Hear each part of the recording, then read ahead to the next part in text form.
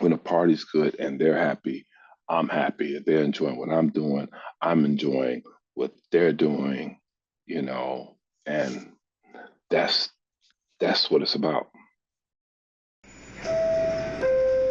Today is Monday, February 3rd, 2025. Who will we speaking with? Rahaan, Is that your real name or your DJ name? it's my middle name. Uh, Full name is Richard Rahaan Young. Gotcha. Mm. Um, let's get into it. What do you want your legacy to be? What do I want my legacy to be? Well, I just want to participate in delivering good music, either on the radio or record player or at a party. Love that. Um, Transition from legacy to DJing. Tell us, what is your DJ style? How would you describe your DJ style? A lot of people say it's mostly disco, but it's kind of all over the place. Um, like I play the music I like, so it could be jazz, it could be um, disco house, Chicago style house, um, Afrobeat, Brazilian music, new wave, techno. I'm kind of all over the place with that, but it's always around that certain sound. And what sound is that? The sound I like. All right. We're going to leave that where? Right there. What is your intention when you DJ? My intention is to, if I'm DJing and it's a party or whatever, I'm trying to send out a vibe, for people to party, have fun and dance, meet people, whatever.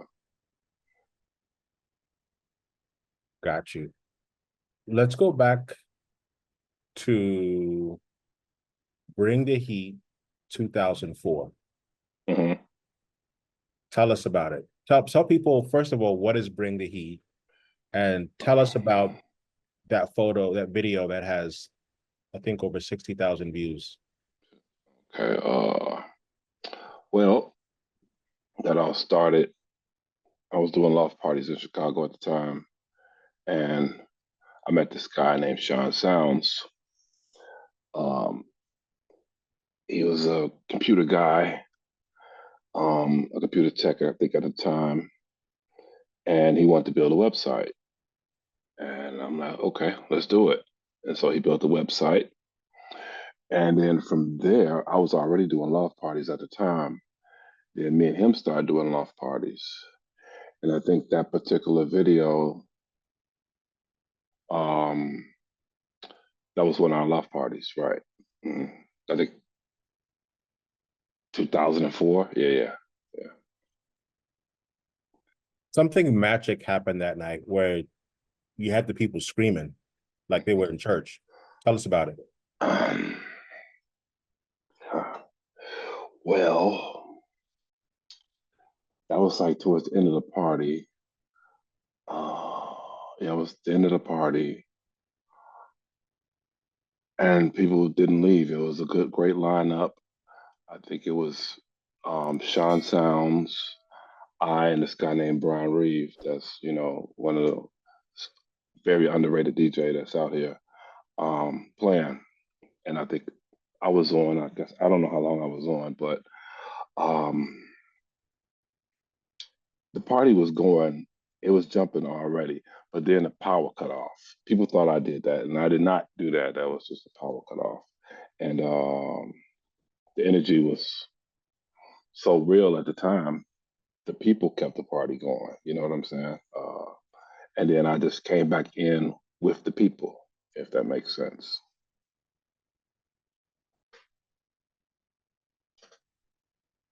And that's that story. Period. PT. So let's go. Actually, before we go to the beginning, paint the picture of the current state of the Chicago scene. If my boy's coming from Berlin or Amsterdam and they want to go, they're coming to America and they're going to spend a week in Chicago, where do they need to go? What do they need to do? What are the spots for our sound and our scene? Like paint the picture of Chicago scene today. Well,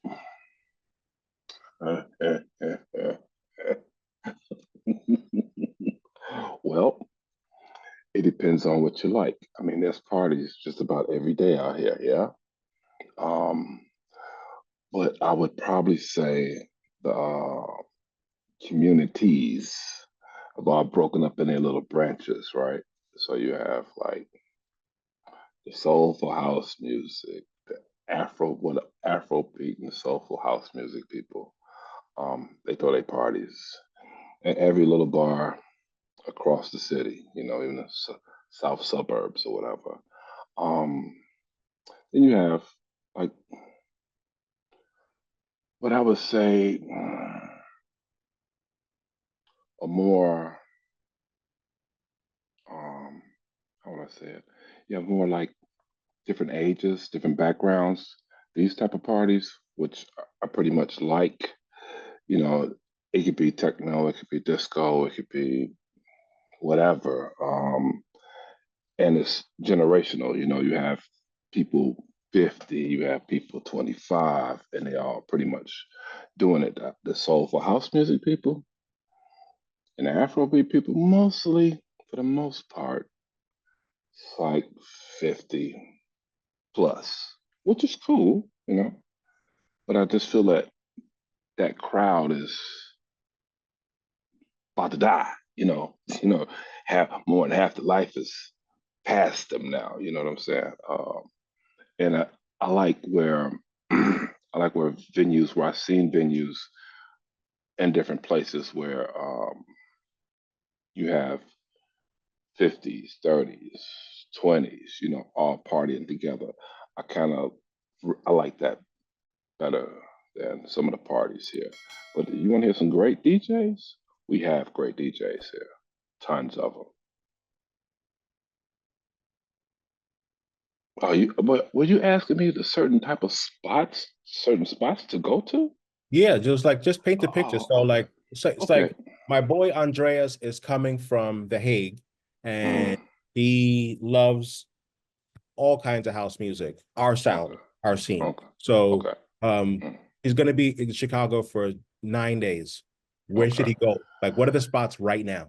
okay. Spots right now, I would say on a Saturday and Sunday, Smart Bar. Can't go wrong, Smart Bar. It's always something good going there. That's kind of on the north side. As far as the south side is concerned, mm, people gonna hate me for this. I mean, there's a lot of different parties. I don't really go out that much, so I really don't know. But I know it's like a lot of bars is going on just about every day out here. And some of them are pretty good. I mean, oh, you know what? I know one place. They do Tuesday night at this place called Reynolds, right? It's kind of like Mike Dunn does that party, and those are pretty good parties. But it's mostly people my age and older, but they still be getting it in. And it's a place called Renaissance. Mike Dunn does that on Sundays as well. And it's pretty much the same people that was up there Tuesday, it's up there Sunday. This guy named Dana Powell, he does parties. I think he does some Sunday thing, Sunday service or whatever. And that's more soulful house music and Afro, whatever they call it, Afro soul, whatever. And that's cool too. It's a good crowd. I think his parties, I think he's more diverse with age or whatever, more so than the Mike Duns, I believe. I'm not actually sure because I don't go. Super helpful. Let's see. Let me think. Let me think if I know any other places. Like, yeah, a lot of small bars, like this place called the Family Den, not too far from where I live. That has nice little parties, and there's always some type of loft party that I might not know about that like I know Darren Jones do some parties. That's pretty dope. Um, but it's always different locations, so you just have to know where it's at. So my follow-up question is, Mhm, given that you have the privilege of DJing around the world, mhm. how does the Chicago scene compare to the scenes where you DJ at? Why are you laughing? That's not funny. You know what? It is pretty sad, but it's just different. I mean,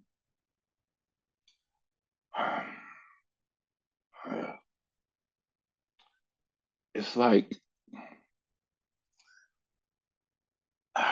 I'm about to be stupid with this, but you gotta have vision. Um, no, a lot of Chicago parties don't have that vision, and it's like um, they're stuck in that same thing. You know, if you have a young kid that I guess even when I guess was coming up as a young kid going to parties or whatever, everything was new to me. So I was exposed to different things. So as I'm doing these parties, I could play pretty much what I want to play. And sometimes with the Chicago parties or some of the parties that I've seen, some of them, not all of them, some of them are like, what's that? I don't know this song. You know, it's not about what you know. It's it's about a vibe here. If you want to listen to sing-alongs, turn on the radio.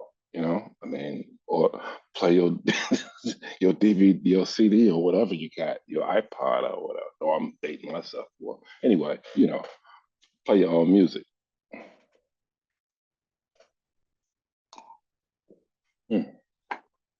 And so, as I say that, I would say most venues are in different places. I'm gonna say even Detroit. I was doing a party Rick Rawhide the other couple of weeks ago, or about a month ago. Black, white, young, old, dancers, drinkers, people partying. Amazing event, amazing. Not people, you know, taking photo ops at the party. It's like you sometimes you don't even have to go to the party. You can just look on your Facebook or whatever and see the whole party. What's the point of going to the party?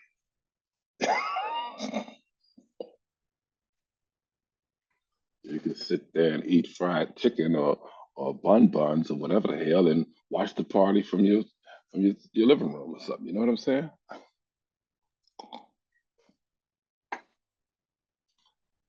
Let's go to the beginning. Where were you born and where'd you grow up? I was born in Maywood, Illinois. Uh, lived on the south side, lived on the west side, lived in Maywood, and now I'm back on the south side. Yeah. You also lived in Wisconsin for a little bit as well, correct? How do you know that? I forgot about you do your research, huh? Okay. Oh yeah. I'm ex-DEA. Huh? Oh, okay. Yeah, I lived out there for like 5, 6 years. Yeah.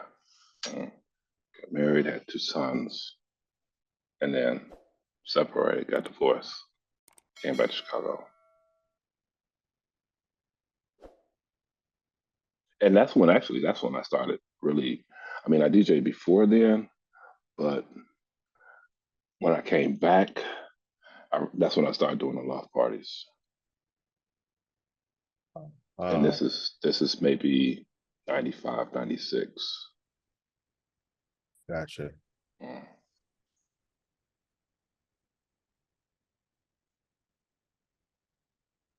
Tell me a story about your first DJ gig overseas.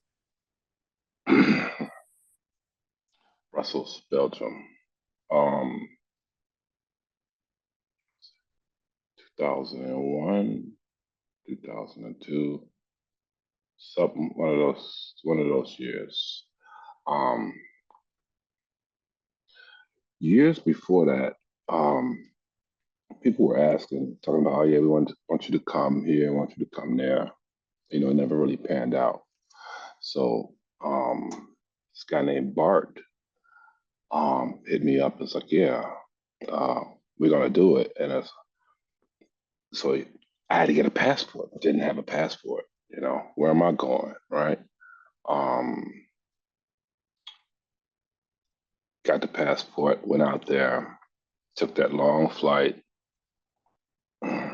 Got to Belgium or Brussels, and everything just looked so weird. You know, the small pebble streets. You know, I do remember a time where uh, went to this record store, paid the store, went to this record store, and the guy that brought me out there, of course, he takes me to this record store. First thing I see is some guy that looked disturbing to me. You know, he looked like in my thoughts process, looked like a skinhead, right? You know, blue jean jacket, tight. You know, how you think a Nazi skinhead will look? Now I know I'm kind of close to Germany, so I don't know what's up. You know, and so I'm kind of side eye looking to keep my eye on this dude because I'm like, who is this dude? So later on, I'm playing some records, and this black Ethiopian background guy comes in, right? Turns out the skinhead who I thought was a racist skinhead and the Ethiopian were best friends. And it tripped me out. Like, what's going on? What is this? So it's just culture shock, right? That was my first culture shock. And then it turned out later on that day, me and the guy that I'm talking about was skinhead. I thought it was skinhead. It was real cool brother, you know. And and I think that was from my limited thinking of just being in Chicago, being, you know, now I was definitely exposed to different races because I lived in Wisconsin and that was mostly Caucasian. But you know, but to see that like that, and you know, Chicago is such a segregated state, you know, well city. Um, I'd never seen different races intermingle like I seen there, you know. So that was like a wake up call, so to speak. Yeah, I loved it. It was one of my best parts. I'll never forget that night. Let's go back to Chicago. Mm. Who were the DJs that you listened to coming up that you really enjoyed? Oh, Ron, Frankie, Ferris Thomas, uh, there's other DJs. I mean, I like Lil Lewis. He was cool. Um, but it was mostly Ron, Frankie, Ferris Thomas, Andre Hatchett. Really like Andre Hatchett. It's really about. I mean, there's other DJs I can't quite think of. I like, you know what? I like Gene Hunt. I like Gene Hunt too at the time. Um, um, Mike Izabuku. The names are starting to come in. I forgot the dude name that used to play at this place called Igloos. That was nice. Um, oh, I like Rush, DJ Rush. Um, Ron Trent when he was at the Reactor. Yeah. Hmm. That's pretty much about it. That's pretty much about it. It might be some other names that I'm forgetting right now, but I'm old. Okay.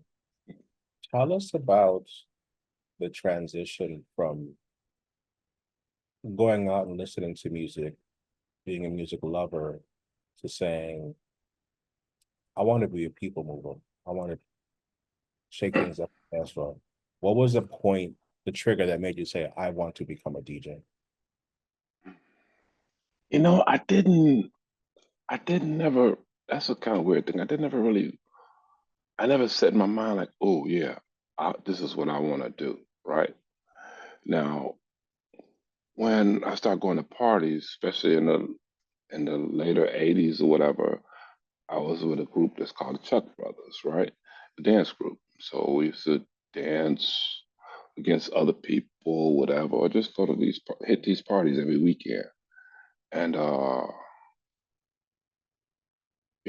at some point, I had cousins that DJ'd or whatever, and at some point we start collecting. Oh, I know what it was.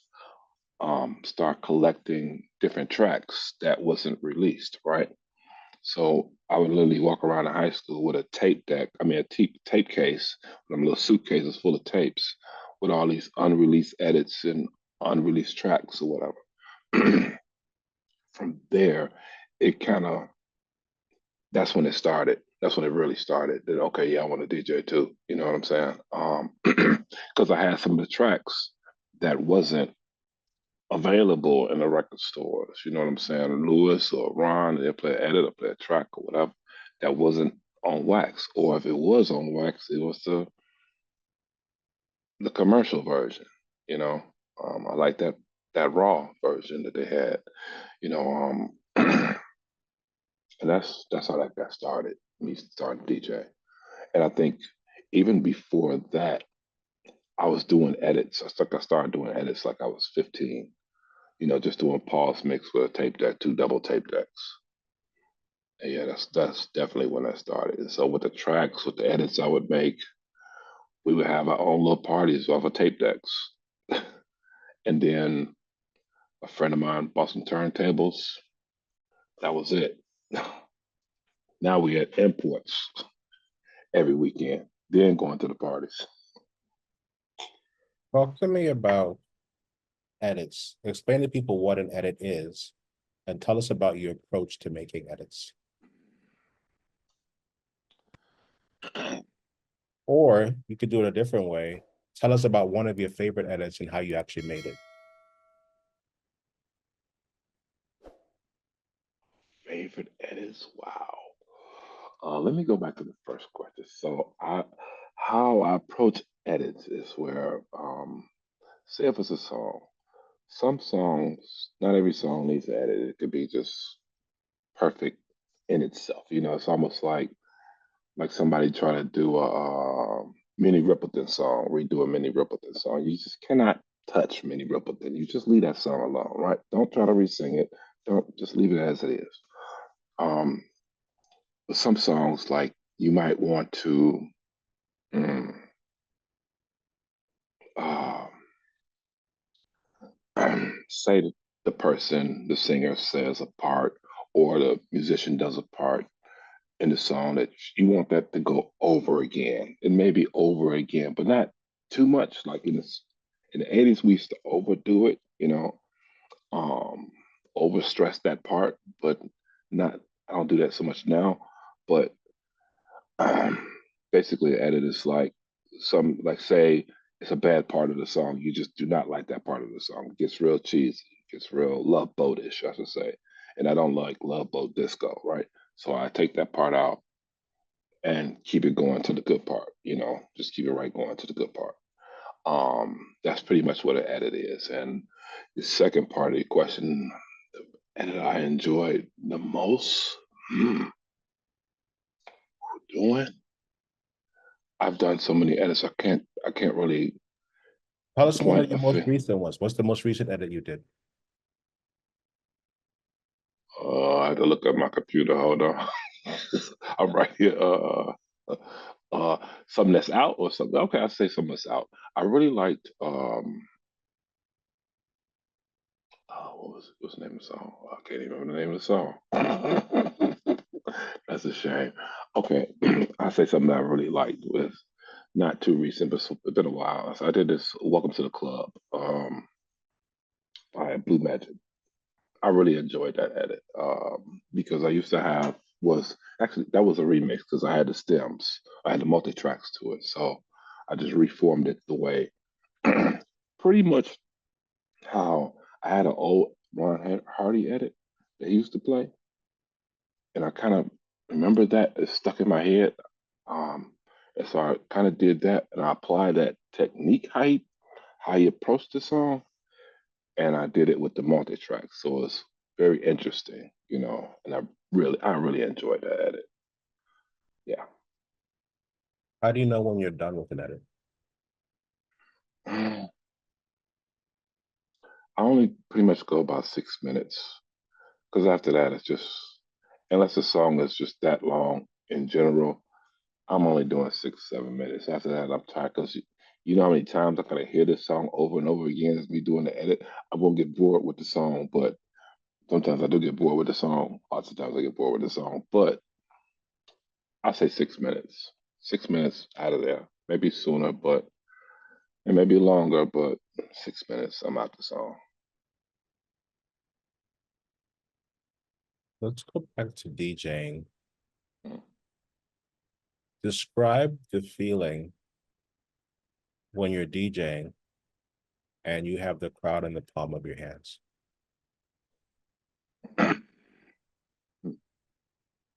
Uh, that's a good feeling. But I would say this: it's not. It's a give and take. Yeah. So when I DJ, I feed off the people. You know, and if the people feeding off of me and I'm feeding off the people, it's just like a great combination, and everybody's having a good time. I don't when I DJ, I don't want people to sit there and watch me because I'm not a performer. I'm just playing records of other people's music, right? I'm not. I don't have no little mini skirt on. I'm not doing no dances. I am just playing this music for these people to enjoy themselves with their friends or loved ones or whatever. That's so when a party's good and they're happy, I'm happy. If they're enjoying what I'm doing, I'm enjoying what they're doing, you know, and that's that's what it's about to me. I feel you. I feel you. So we talked about edits. We talked about uh, going from a listener and a fan to becoming a DJ. If you were to look back on your career, what would you say was the pivotal moment that changed the trajectory of just being a local DJ to being an international DJ? Like what was that spark? I would go back to the video you talked about. Um, from that video that blew up, and it was like several different people put it up at first, because first it was on Bring the Heat, then it was because it looks the first version is not as grainy as what you see on YouTube right now. And somebody else picked it up, and I think that's the one you're talking about, the 60 whatever thousand people whatever looking at it. Um, but from that video, I started getting more bookings, and it didn't really hit. It didn't really hit.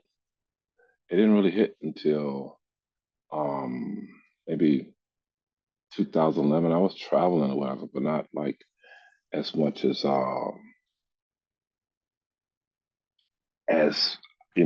before then.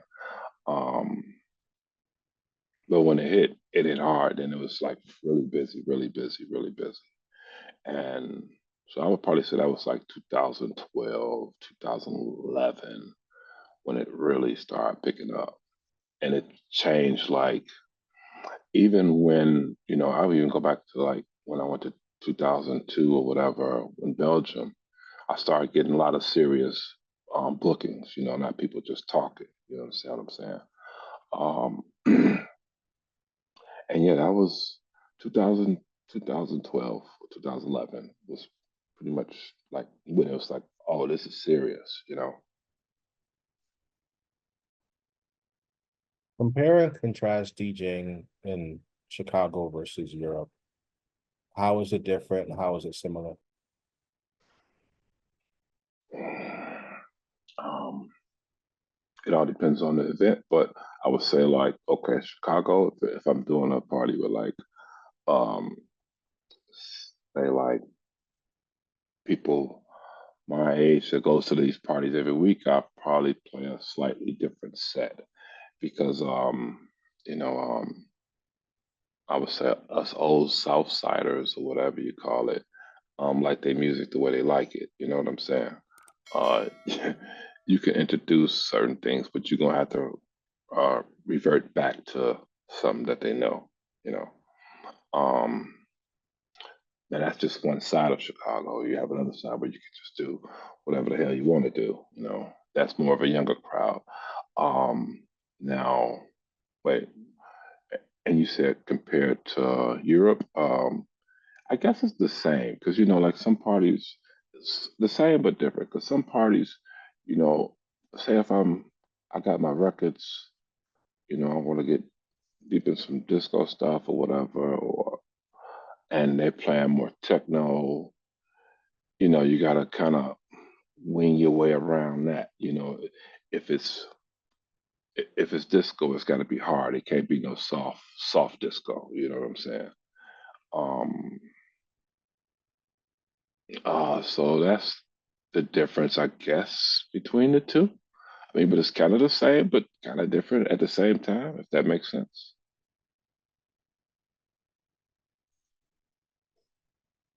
It makes sense. I follow you.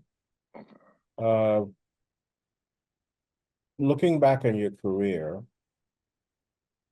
your DJ career, knowing what you know now, what would you do differently?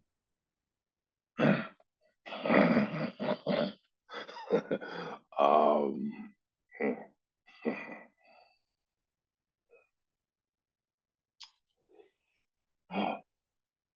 that's a tricky question. I don't know how to answer that. Yeah. What would I do differently?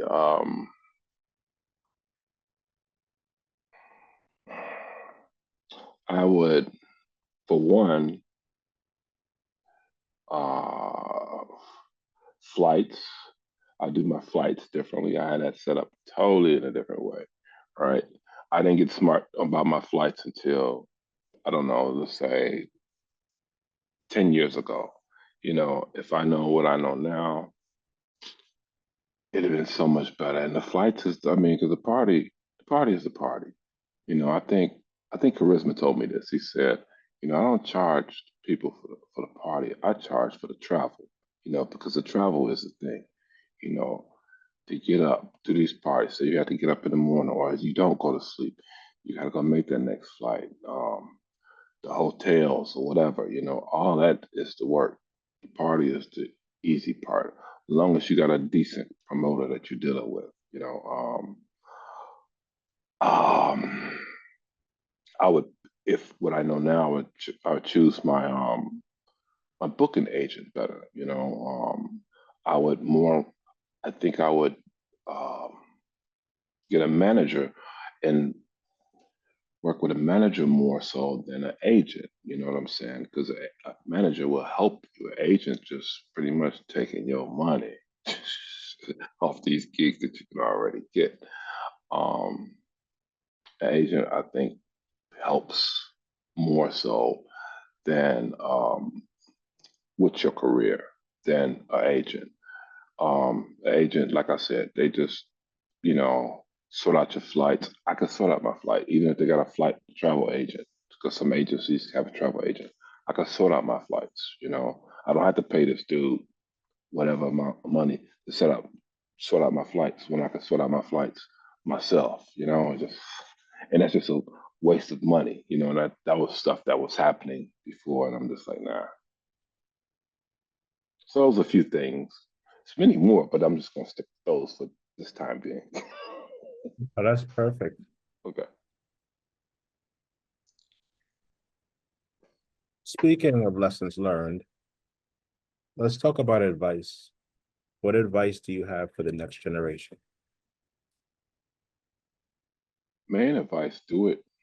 If you want to DJ, do it because you love music.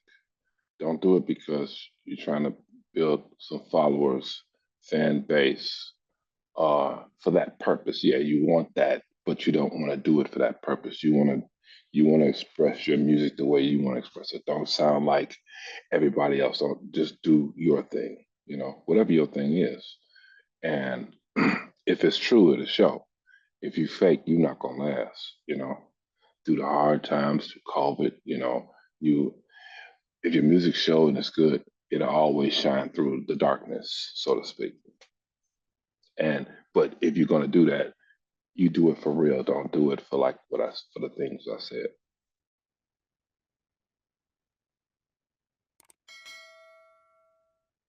Common mistakes. What common mistakes do you see DJs make? Besides not knowing how to DJ,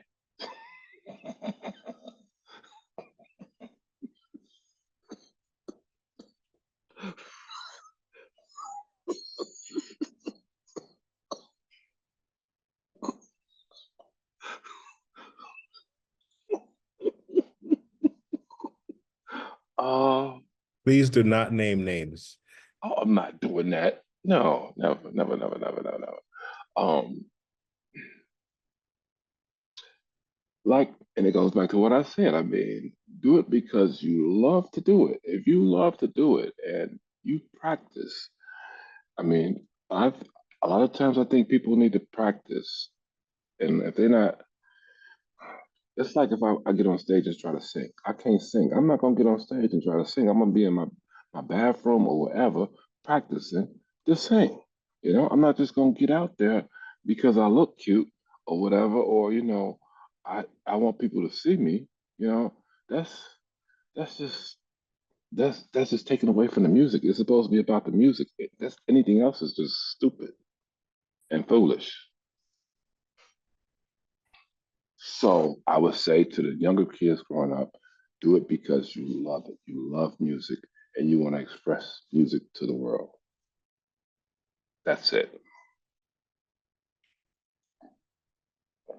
And now for the most controversial question of this interview. Hmm. Okay. What does house music mean to you? That's not controversial. What it means to me is about how I seen house music is different genres of music put together, either beat tracks somebody made in their house, music from different continents, different backgrounds, all has that common sound. Yeah. Um, and it's all different, but it all comes together. You know, some people say, like, you don't want to hear a song or hear a DJ set and you can't tell he played it or he or she played a different song because it sounds like one long Liberace situation. You got these amazing keys, and all that. So it's just like, oh, sometimes you gotta have the sun, the rain, the snow. Sometimes you might need an earthquake or something. Or something diversity in the music, so to speak. Yeah, not sounding the same, regardless of what music you play. That's my take of house music. Can't be all about disco shit. Can't be all about techno shit. It can't be all about, you know, soulful house stuff. Because I like all of it. But you know, you know, mix it up. Tell us a That's my story. take about music. Hmm? No, thank you for that. Tell us a story about your last European gig. Where did you play? When did you play? What was it like? I think it's a place called Trauma. It was in a couple of weeks ago. It was in uh, Antwerp, Belgium again, huh?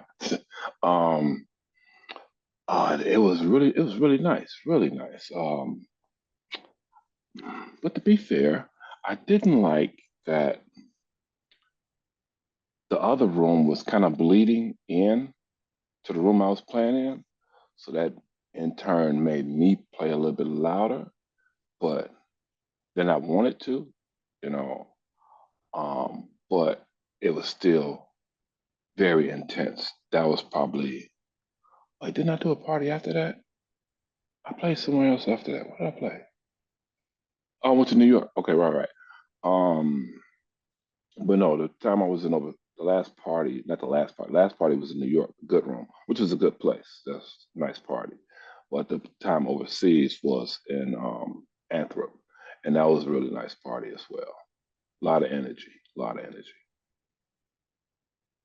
What's next? This weekend I'm going to Rotterdam. Uh, it's the official after party for they have a Rotterdam Film Festival or something, and Mhm. so I'm doing that Saturday. Do you have a day job, or are you all in on this? I'm I'm all in.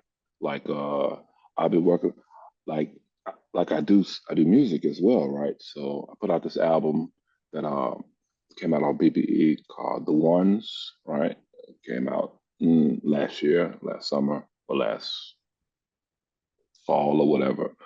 Um, and I constantly work on music. Like I work on music every day. That's what I do. Either I Wow. put out my little edits on different platforms, um, or on wax, and I'm working on a remix with this song now from a band from Mississippi. It's a gospel band. So that's what I'm pretty much working on now. I probably won't be finished with it until week after next. Well, I'm pretty much almost done. So I work on music every day. I don't have a job.